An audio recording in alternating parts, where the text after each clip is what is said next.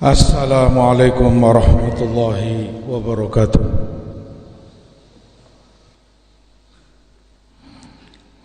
Alhamdulillahi wassalatu wassalamu ala rasulillah wa ala alihi wa sahbihi wa sallama tasliman katsira. Amma ba'd, ibadallah, hadirin jamaah salat Jum'ah rahimani wa rahimakumullah. Tanpa kita rasa telah berlalu dari Ramadan 17 hari, kita berada di hari ke-18, sehingga 2 hari lagi kita akan memasuki 10 yang terakhir dari bulan mulia, bulan Ramadan. Bagi yang menyadari pada dirinya ada kesungguhan dan ketaatan kepada Allah Subhanahu wa ta'ala, maka hendaklah dia bersyukur dan memohon kepada Allah taufik serta istiqamah di atasnya.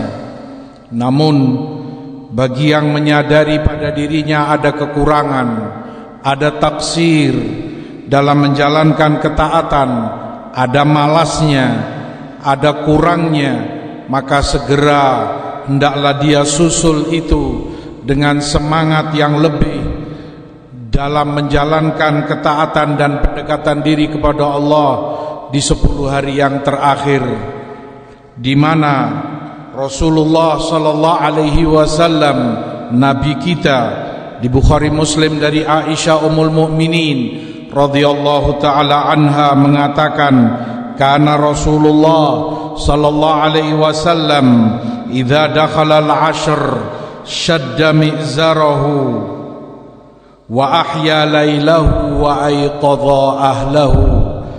Terbiasa Rasulullah sallallahu alaihi wasallam jika memasuki 10 yang terakhir dari Ramadan, beliau mengencangkan ikat pinggangnya, beliau menghidupkan malamnya, dan beliau membangunkan anggota keluarganya. Dalam lafaz yang lain disebutkan, kana yajtahid fil ashril awakhir ma la yajtahid fi ghairiha.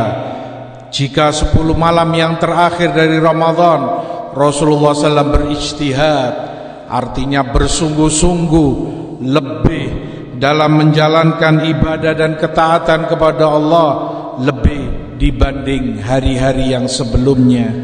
Maka manfaatkan oleh kita sisa hari yang tidak banyak, dia hanya 10 hari. Tunjukkan kepada Allah kebaikan itu ada pada diri masing-masing. Diriwayatkan dari Umar ibn al-Khattab radhiyallahu ta'ala anhu al-Faruq di Muwatta Malik, bahwasanya beliau salat malam, qiyam lail, qiyam Ramadan, kemudian jika melewati setengah malam yang terakhir, beliau bangunkan keluarga beliau sambil beliau katakan as-salah, as-salah, yang artinya ayo salat, salat, bangunlah kalian salat. Kemudian Umar membacakan ayat wa'mur ahlaka bis-salah wastabir 'alaiha, dan perintahkan keluargamu untuk salat dan bersabarlah untuk perkara tersebut.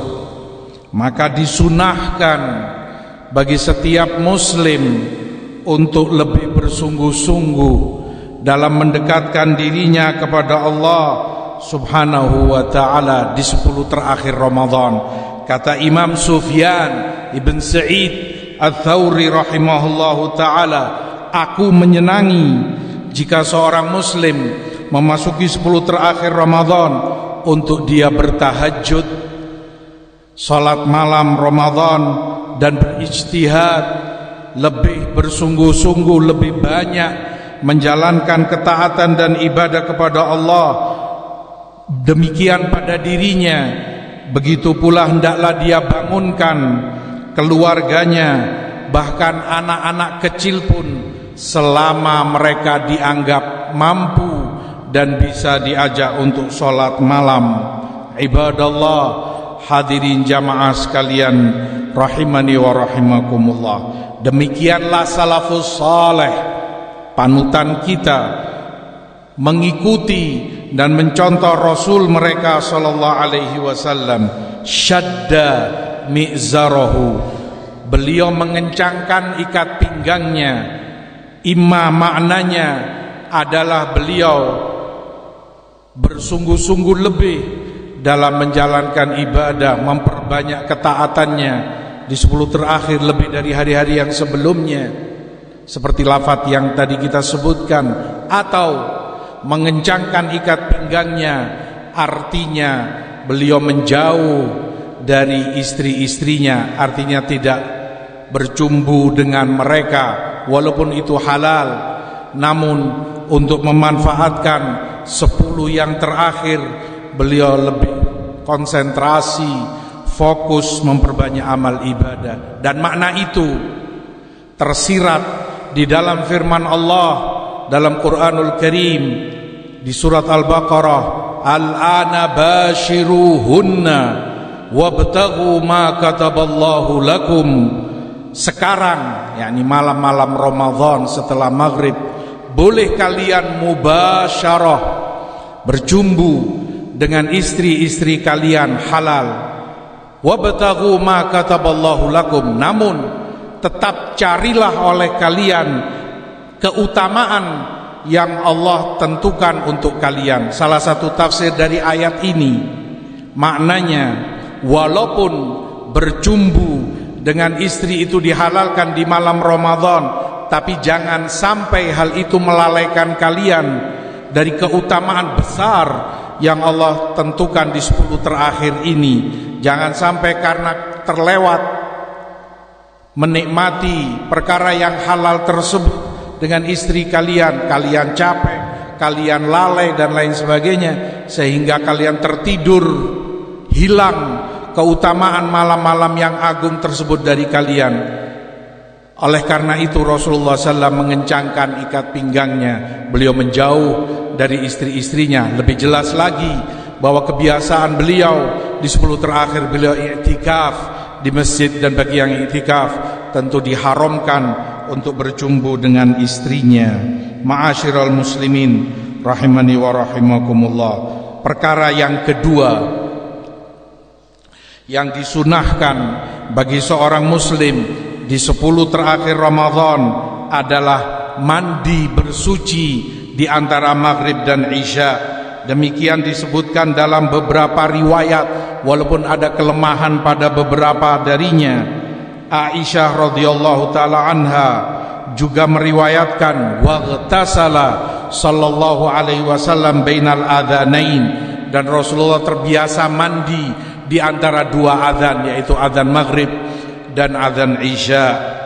Kata Imam Ibnu Jarir At-Tabari rahimahullahu taala, semenjak dahulu, dari semenjak zaman Rasulullah dan para sahabatnya, dilanjutkan masa para tabi'in dan atba' tabi'in, generasi salaf, kata Ibnu Jarir, mereka menyenangi, mereka senang dan mereka anggap baik untuk seorang hamba mandi di setiap malam-malam 10 terakhir Ramadan. Demikian diriwayatkan pula dari Imam Ibrahim An-Nakhai rahimahullahu ta'ala. Demikian pula disebutkan dari Imam Dzar Ibnu Hubeish rahimahullahu ta'ala. Disebutkan pula dari sahabat Anas Ibnu Malik radhiyallahu ta'ala anhu bahwa beliau tidak hanya mandi, namun beliau mandi lalu beliau menggunakan pakaian terbaik yang beliau miliki, termewah yang beliau punya. Kemudian beliau menggunakan wewangian, parfum terwangi yang beliau miliki. Demikian beliau lakukan itu hanya di 10 malam terakhir Ramadan. Setelah itu perawi sebutkan pakaian tersebut Anas lipat, Anas Ibnu Malik masukkan kembali kepada almarinya dan tidak beliau gunakan kecuali sampai Ramadan tahun berikutnya. Demikian pula diriwayatkan dari Imam Ayyub ibn Abi Tamim As-Sikhtiyani rahimahullahu ta'ala, beliau mandi di setiap malam 10 terakhir Ramadan dan beliau beristijmar. Arti dari istijmar, mewangikan pakaiannya dengan asap wangi dari dupa atau yang semisalnya, karena asap wangi itu akan masuk ke serat-serat pakaianmu dan wanginya akan lekat lama pada dirimu. Demikian para pendahulu kita, panutan kita, a'immatus salaf rahimahullahu ta'ala. Dalam perkara yang sama disebutkan oleh Hammad ibnu Salamah rahimahullahu ta'ala bahwa Imam Thabit ibnu Aslam al-Bunani rahimahullah, beliau adalah murid senior Anas ibnu Malik. Demikian pula Imam Humaid At-Tawil rahmatullahi alaih, keduanya terbiasa selain menggunakan pakaian terbaik yang mereka punya, menggunakan parfum terwangi yang mereka miliki, mereka pula terbiasa mewangikan masjid tempat mereka sholat dengan asap wangi tersebut, dupa, gahru atau yang semisalnya. Karena tempat itu tempat ibadah, tempat itu tempat mereka bermunajat kepada Allah subhanahu wa ta'ala, dan para malaikat alaihimussalam menyenangi apa yang disenangi oleh Bani Adam.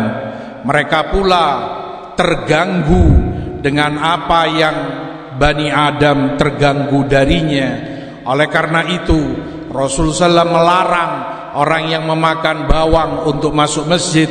Demikian pula yang membawa atau ada pada dirinya aroma-aroma yang tidak baik, mengganggu saudaranya yang di dekatnya.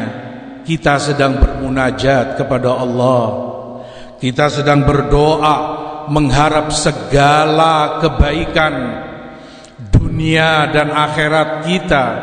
Di malam-malam itu entah yang di mana Allah tetapkan takdirnya untuk setahun ke depan, takdir sanawi, seperti yang Allah sebutkan, fiha yufraku kullu amrin hakim. Di malam itu ditetapkan setiap perkara yang penuh hikmah, yaitu takdirnya. Maka pantaslah kiranya seorang hamba menghadap Allah dengan tampilan yang terbaiknya.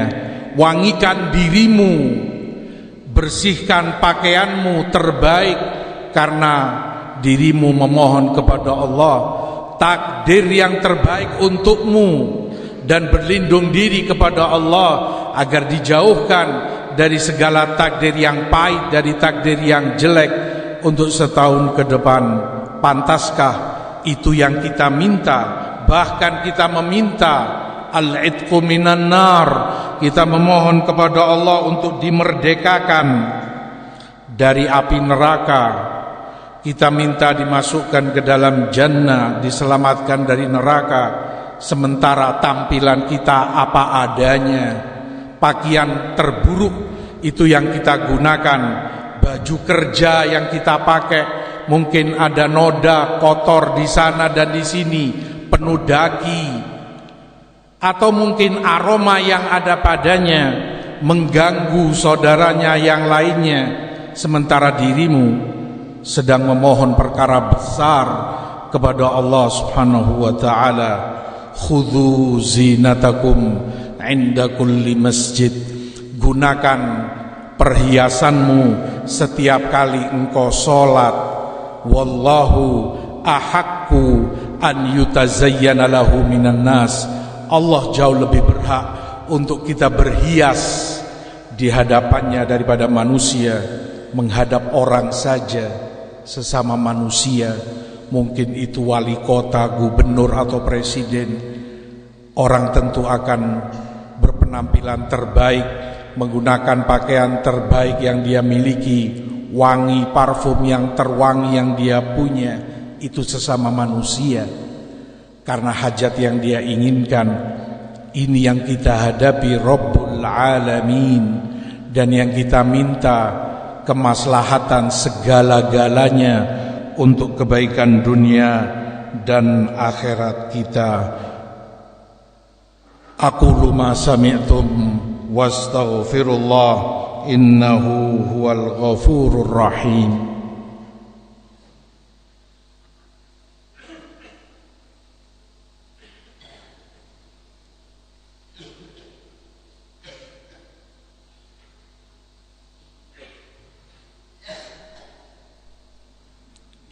Alhamdulillah wassalatu wassalamu ala Rasulillah wa ala alihi wa sahbihi wa sallama tasliman katsira. Amma ba'd, ibadallah, ma'asyiral muslimin rahimani wa rahimakumullah.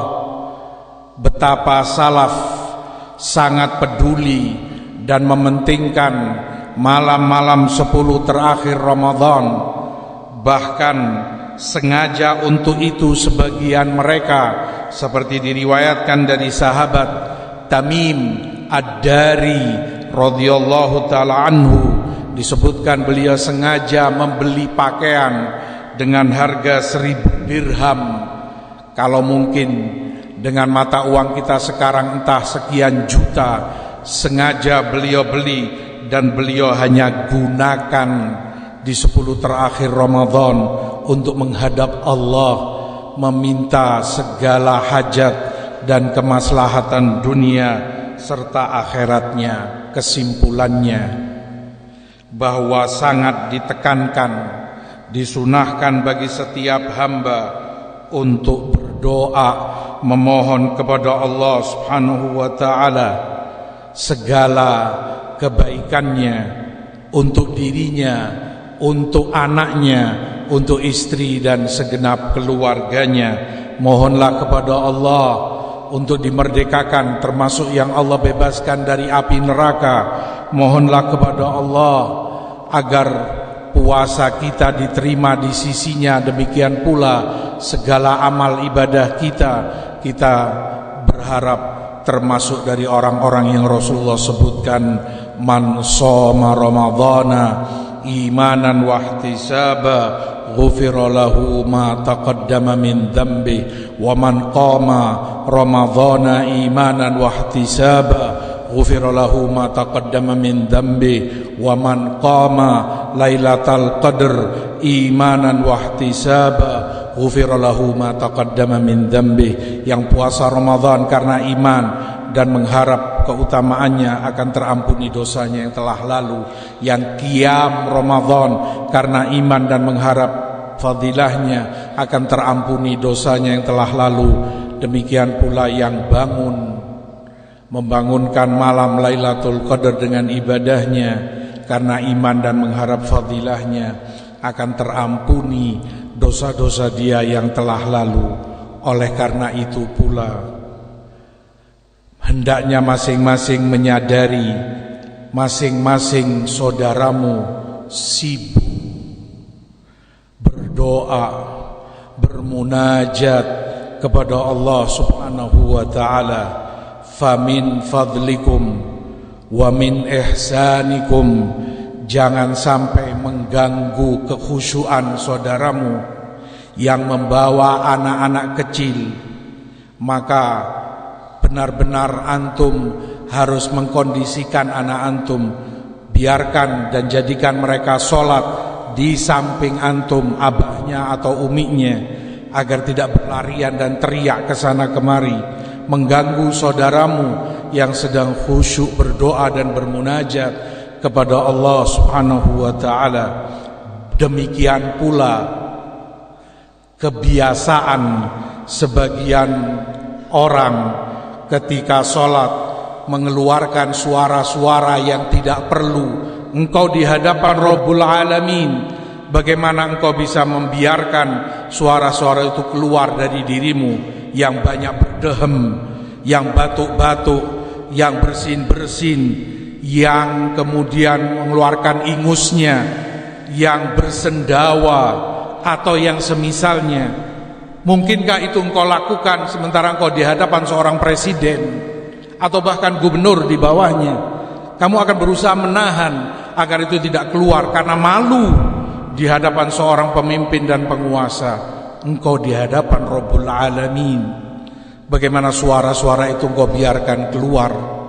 Kondisikan dirimu, khusyuklah agar tidak mengganggu saudaramu yang lainnya. Demikian pula yang teramati dan selalu saja terulang di saat sujud, orang sedang sibuk berkhusyuk dan bermunajat, berdoa kepada Allah, ada saja yang mengeluarkan suara, entah itu suara zikir atau doa dia. Desisan suara itu terdengar oleh saudaranya yang di kanan atau kirinya. Kalau misalnya kalimat subhanallah yang dia ucap kamu dengar yang di sebelahnya, subhanallah, subhanallah, alhamdulillah, astagfirullah, mengganggu saudaramu yang di kanan dan kirinya. Berdoalah di dalam hatimu, terucap tapi tanpa harus keluar suara dari lisan atau mulutmu. Rabbmu maha mendengar. Innaka tad'u as-sami' al-basir. Yang engkau doai maha mendengar, yang engkau doai maha melihat, maha mengetahui segala sesuatu. Mudah-mudahan Allah memberikan taufik dan hidayah kepada kita untuk menjalani 10 yang terakhir dengan taufik dan hidayahnya. Amin ya rabbal alamin.